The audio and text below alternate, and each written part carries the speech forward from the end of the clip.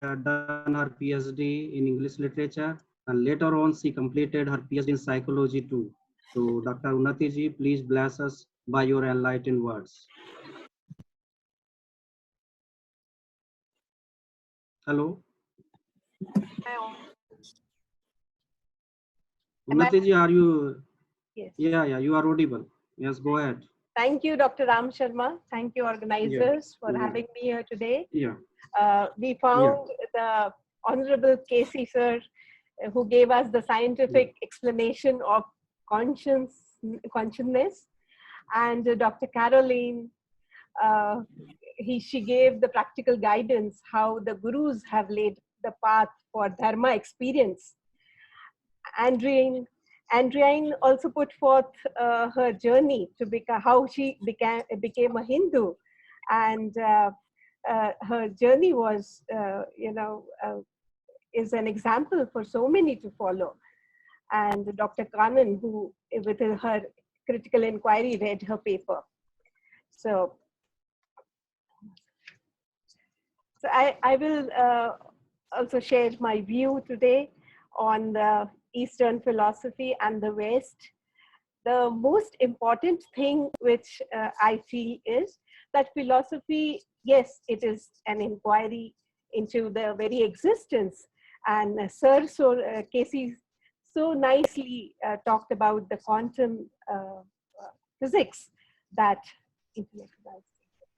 Our world is the greatest creation.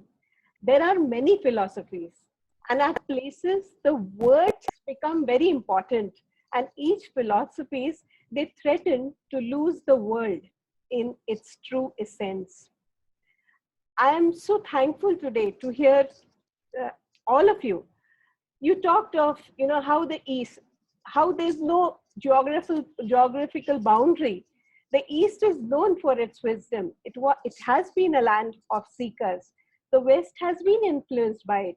Sir quoted the very great mind, Henry Thoreau, and I will quote Mark Twain. He has also given the best explanation of the East when he visited India. And he said, anything that can ever be done, either by man or God, has been done in this land. With this, the Eastern wisdom comes from the chitta, the consciousness. So this is the universal Sanatan Dharma, the ultimate law of nature. Chitta is the antakaran, the consciousness. We think, we imagine, we feel, and this is the process. The Chitta Shakti is about touching the dimension of our mind that is pure intelligence, unsullied by memory, untouched by identification. It is beyond ahankara, beyond buddhi, beyond judgment, beyond divisions, simply there, just like intelligence of the existence that makes everything happen beyond every kind of influence.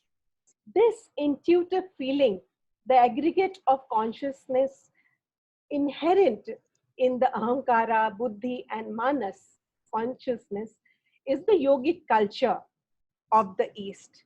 The human mind, the three aspects of chitta, that are the buddhi, which is the intellect. It just looks after the comforts, the conveniences, but there is an emptiness within all of us if we just look at the intellect.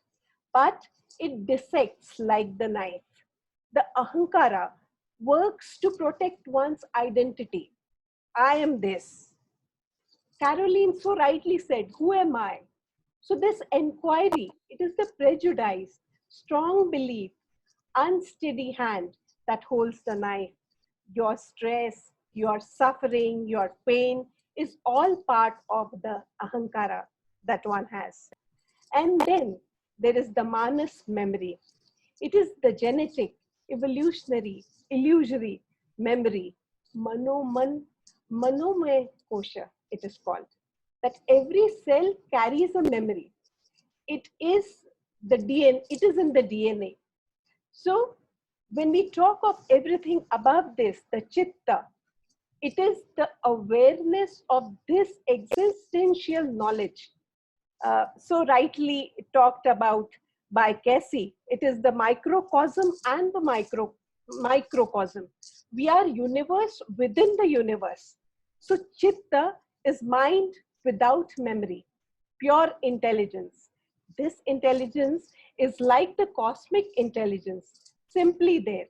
Everything happens because of it. It does not function out of memory. It simply functions. It is a way what you call cosmos in a living mind, not in the sense of the intellect, but in the sense of chitta. Chitta is that last point of the mind. It connects the basic of creation within you. It connects you with your consciousness. So this is a process of realization. Caroline rightly said, it is turning inwards. So keeping all identities aside, leaving all sufferings and the fear of suffering, the enhancement of the inner blissful experience that life is trying to be human, to be above personal needs, to be placed above our own well-being, living in the moment. So the East, the wisdom of the East is very significant.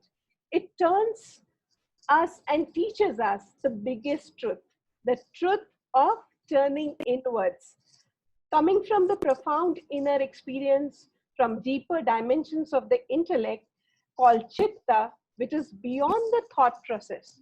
But by enhancing this, you can perceive life. By turning inwards, you see inside, not like outwards. The five senses are helping us only to see the superfluous intellectual deductive logic. So there will be dissection. We will dissect everything into races, creeds, religions, and nationalities.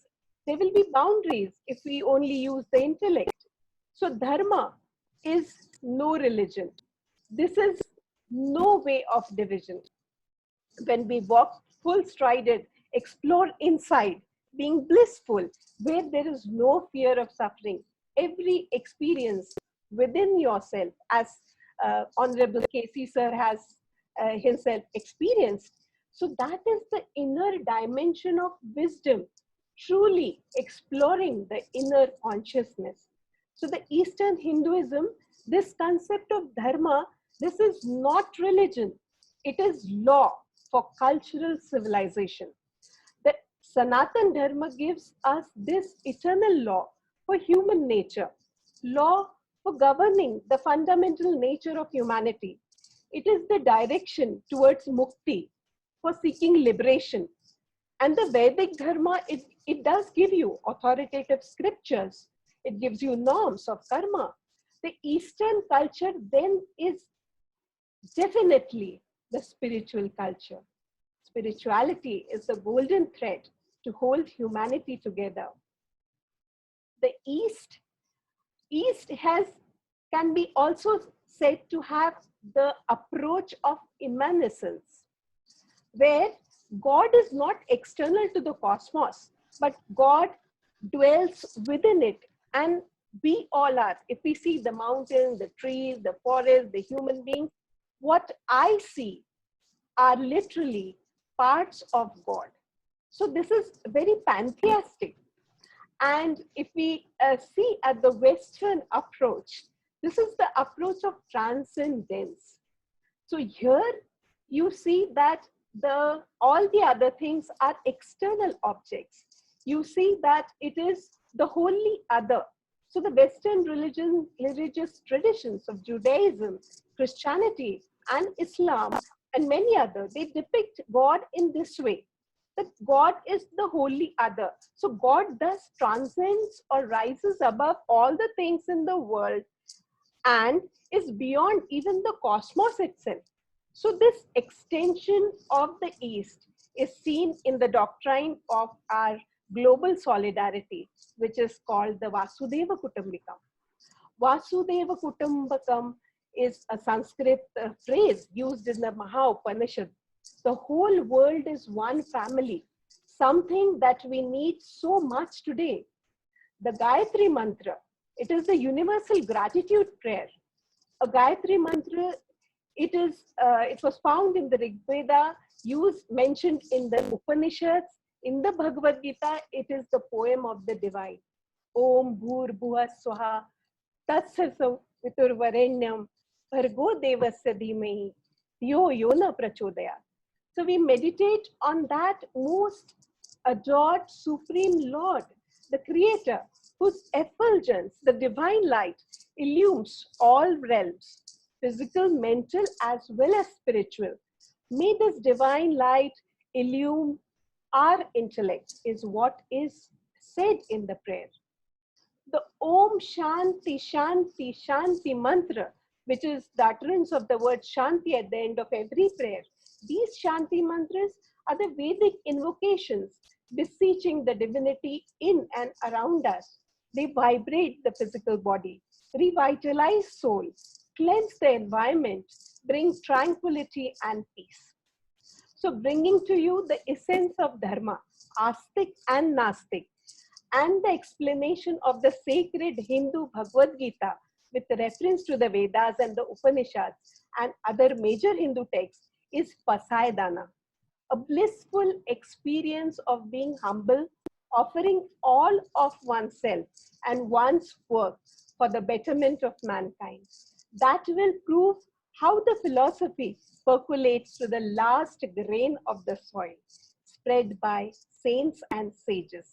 So I'm bringing to you Pasayadana, one of the most wonderful blessings asked of the Almighty by Saint Naneshwar, who is regarded as one of the most respected saints in Maharashtra. And he was a great poet. At the tender age of mere 15 years, he completed the composition of Bhavartha Deepika in 9,000 OVs or stanzas. The Dhaneshwari interprets the Bhagavad Gita in the Advaita Vedanta tradition of Hinduism, where he has written it in layman's language, the Prakrit Marathi, at that time in 1290 AD. And it prevailed in Maharashtra. Dhaneshwari is considered to be a masterpiece in Marathi literature. And I will just now recite it. So at the end of the Naneshwari, Naneshwar asks for the blessings of the Almighty through this Pasayadana, which is considered as the summary of Naneshwari also. So it is Ata Vishwatmake Deve, Yene Vangye Toshave, Toshoni Mazadyave, Pasayadana, which means after completing the work of commenting on Bhagavad Gita through Naneshwari, Naneshwar appeals to the Almighty. He says that please be pleased with this yagna, this ritual, this sacrifice, this worship through the literature and shower on me your blessings. He says, Je Kharanchi Venkati Sando, Taya Satkarmi Rativadho, Bhuta Paraspare Pado, Maitra Jivanse. In this stanza, he says, Dhaneshwar asks all from the Almighty for the bad ones. You may think, why ask blessings for the bad ones first? Why not for the good people? But here lies the greatness of this great saint. He is regarded as the mother of all people. In fact, most of the Maharashtrian saints regard the god as their mother. We say Vithu Mauli. And with this stanza in Pasayadana itself, Naneshwar's motherhood becomes quite apparent. So he says, a mother always cares and loves more for her weak or bad child than the strong one or the good child, because she knows the good ones will definitely prevail in this world, but the bad ones will be hated by one and all. The only place where they can find love and care is their mother's womb. So Naneshwar asks for the well-being of these bad children first. And moreover, he says, Je Kharanchi Venkati Sando, the bad or evil thoughts in the minds of these people should get destroyed. Quite interesting to note that he doesn't ask for the destruction of the bad ones here. Then he asks that these people should get themselves more involved in the good deeds. Again, note that he doesn't mention that they should start doing good things. He knows that, however, and how much a person be evil, there is always something good that resides within him. So, for example, Hitler was a worst dictator, but he was a very good painter. So nobody is completely good or bad. If someone starts liking the good things and doing good deeds, his attraction towards the evil things automatically get reduced. So in the next line, he says, everyone should become close friends of each other. He involves all the living beings, minded, not just the human beings, all the living beings. And such a great dream of Naneshwar he sees for the well-being of all the universe. In the third stanza, he says, Duritan se timira jao, Vishwa swadharme sware paho, जो जे वांछिल तोते लाहो, प्राणी जाता. He says, the darkness of the evils, the sins, the evil thoughts and evil deeds should get vanished. And he doesn't mention about a particular religion here. He says all religion teaches their followers the way to live the happy life and serve others. So if a person follows the rules of his religion, he will do good things, will be nice to others, will be empathetic, and will always help others to become happy. So following the religion truly gives rise to such a glowing sun, which automatically destroys all the darkness created by the evils. In the next line, he says that if this happens, each one in this world will get whatever he wants. Even if someone else gets that one, will still feel good about it. So by being empathetic. In the fourth stanza, he says, Varashata Sakara Mangali, ईश्वर निष्ठांची मांडी आळी अनवर्त भूमंडळी भेटूयात भूता. He says such people which were mentioned in the earlier stanzas will always shower good things upon everyone. There will be big crowds of such good people everywhere who are true to God, who are true to self. So everywhere we find people who are true to the temporary or lasting things like money, good clothes, good food, good houses. So these are not permanent things. They keep running after these things all their lives, but never understand that the permanent thing which is there inside them is their being in this world, their spirit, which is the fraction of the Almighty, the God Himself. So streams of such people should flow everywhere on earth without any disruption, and every living being will be benefited from such people. In the next line, he says, Chala karpar tarun se arava, chetana chinta manin se gava, bolate je arnava, piyushache.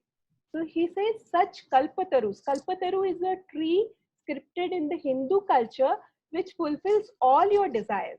So he said these kalpatarus should be moving everywhere, giving people what they want.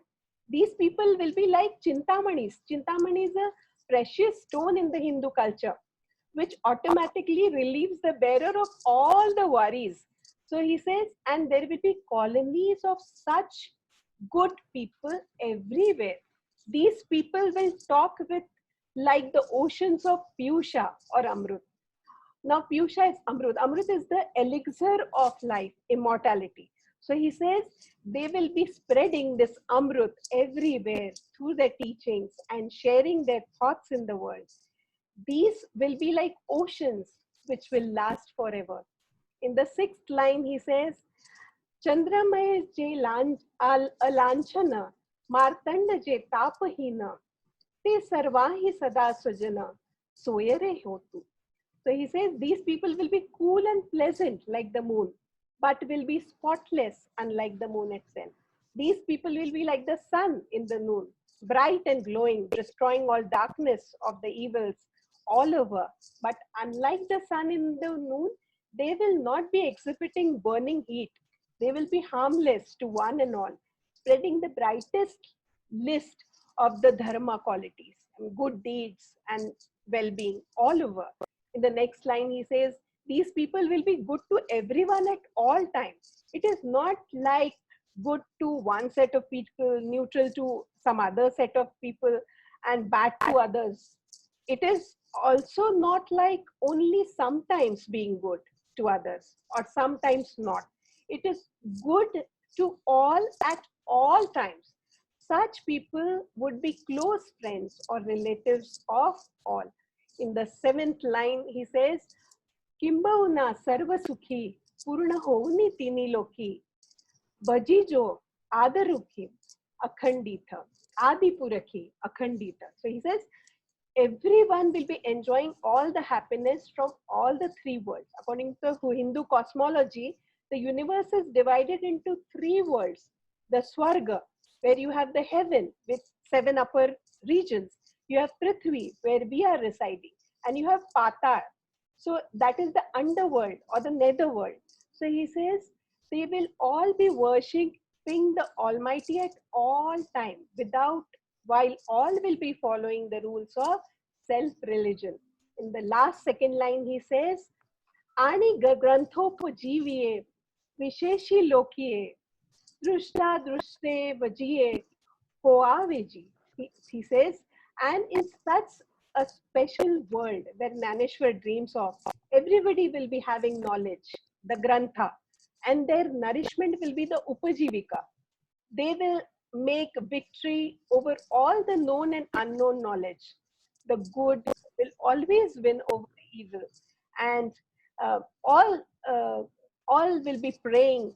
Who will be explaining these granthas also will be benefiting by it. And in the last line, he says, "Yetha manave Shri Vishweshwarayo, ha hoil dan pasao, yene vari jnana deva sukhi zala." So on listening to this prayer from Naneshwar, his spiritual guru, Saint Navruttinath, who was also his elder brother, on behalf of the Almighty says, yes, this will really happen. Whatever you asked from the mankind through this Pasaidana will ultimately come true. So getting his nod, Sant Naneshwar becomes blissfully happy. Important to mention here is that soon after this, at the age of 21, Saint Naneshwar entered into a permanent state of Sanjeevan Samadhi. He felt that the mission of his life on this earth was complete. So on this view, we humans, East or West, can become enlightened about our part in this unified fabric. And we can call this as the nature mysticism. All experience this unity with nature. Spirituality of the East is that the golden thread that can hold humanity together and give it solace. The East and the West have so many similarities.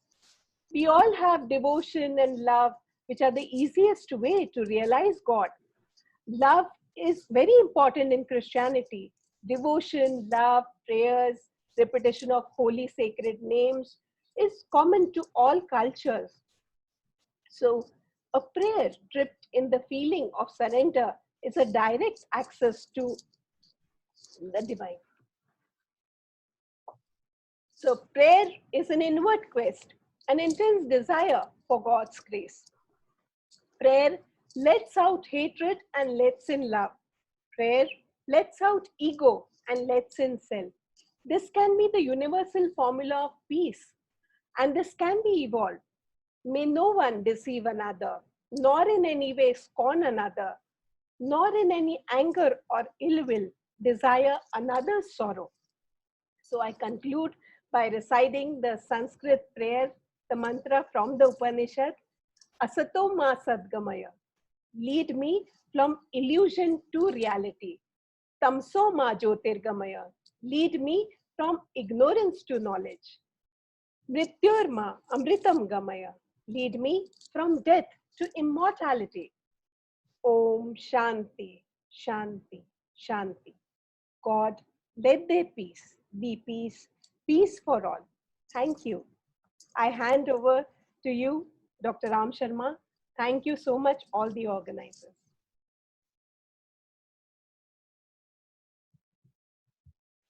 Thank you, ma'am. Thank you.